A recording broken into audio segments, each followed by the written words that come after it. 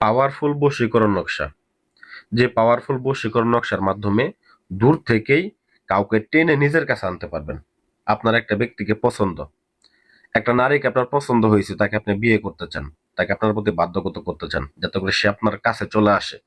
তো এটা একটা কড়া বশীকরণ, একটা পাগলা বশীকরণ বলা যায়। তো এই পাগলা বশীকরণটা এমন একটা জিনিস যে আপনি শুধু বশ করে স্বাভাবিক অবস্থায় থাকবে, আপনাকে শুধু ভালোবাসবে তা না, এটা ভালোবেসে একদম কাছাকাছি চলে আসবে।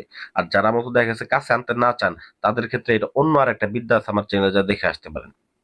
তো যাই হোক, যারা নিজের কাছে নিজের স্বামীকে ফিরে আনবেন বা নিজের স্ত্রীকে ফিরে আনবেন, প্রেমিককে ফিরে আনবেন, প্রেমিকাকে ফিরে আনবেন, তো এটা কিভাবে কাজটা করবেন পূর্ণাঙ্গ নিয়ম আমি এই ভিডিওতে বলে দিতেছি। এটা অত্যন্ত পাওয়ারফুল এবং ভয়ঙ্কর একটা কুফরি বশীকরণ বিদ্যা।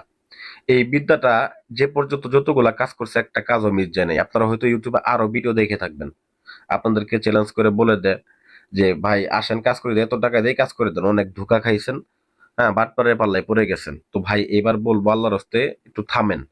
থাইমে এবার তান্ত্রিক কবিরাজের পিছনে ঘোরা বাদ দিয়ে আমি একজন তান্ত্রিক হিসেবে আমি আপনাদেরকে বলতেছি, নিজের কাজ নিজে করবেন। আমি এই কাজটা জাগ্রত করে এবং সঠিক নিয়মটা আমি আপনাদেরকে দিতেছি, যাতে করে এই বন্ডদের পাল্লায় পরে আপনি প্রতারিত না হন।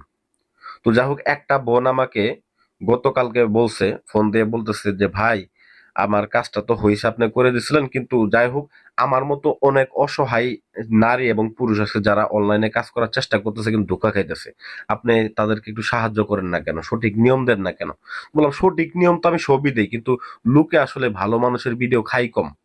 দেখবেন যেগুলা বন্ড বাটপার ওদের ভিউসও বেশি, বাস্তব কথা যেটা। তো যাই হোক, এই কাজগুলা করার ক্ষেত্রে আপনাদের কাছে আমার একটা অনুরোধ, সঠিক নিয়ম দিতেছে, আপনারা শুধু ভিডিওতে লাইক করবেন এবং কপি লিঙ্ক করে দিবেন, ভিডিও শেয়ার করে দিবেন, তাহলে আমি খুশি, তাহলে অনুমতি হয়ে যাবে। তো এই কাজটা কিভাবে করবেন এখন আমি বলতেছি। তো আপনি মনে করেন যে আপনার স্ত্রীকে বশ করবেন বা স্বামীকে বশ করবেন, তাহলে স্বামী স্ত্রী দুইজনের নাম, দুইজনের মা বাবার নাম, দুইজনের ছবি নিয়ে আপনাকে বসতে হবে, মোমবাতি আগরবাতি জ্বালায় বসতে হবে। অবশ্যই কাজটা করার ক্ষেত্রে গোসল করে কাজটা শুরু করতে হবে পাক পবিত্র অবস্থায়।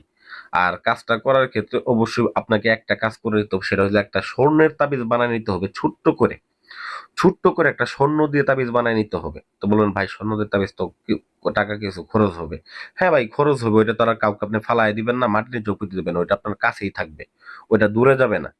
তো ওইটা আপনি একটা স্বর্ণের তাবিজ বানায় নিয়ে ওই স্বর্ণের তাবিজের মধ্যে এই নকশাটাকে ভরবেন। নকশাটা কার মধ্যে লিখবেন, কিভাবে ভরবেন? তো আপনারা শুনে থাকবেন মসলিন কাপড়ের নাম শুনে থাকবেন, যেটা একটা শাড়ি একটা মেসের খোলের মধ্যে ভরা যায়। তো যাই হোক, ওই মসলিন কাপড়ের উপরে আপনারা এই নকশাটাকে অঙ্কন করবেন। আপনার ভালোবাসার মানুষের বা প্রেমিকার বা বউয়ের বা স্বামীর আপনারা এই নামগুলা সুন্দর করে লিখে নেবেন।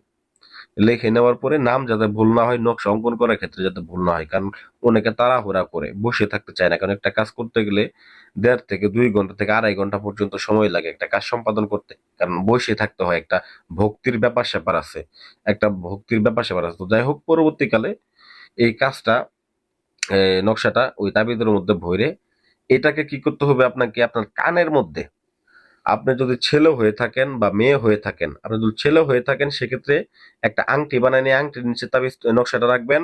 আর যদি মেয়ে হয়ে থাকে একটা তাবিজ বানায় নিতে পারেন বা একটা বল বানায় নিতে পারেন, যেটা আপনার কানের মধ্যে আপনি পড়তে পারেন।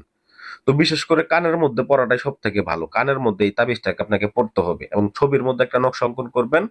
এই ছবির মধ্যে নকশাটা অঙ্কন করে আপনার বালিশের মধ্যে রেখে দিবেন, আপনার বালিশের মধ্যে রেখে দিবেন, এতটুকুই আপনার কাজ।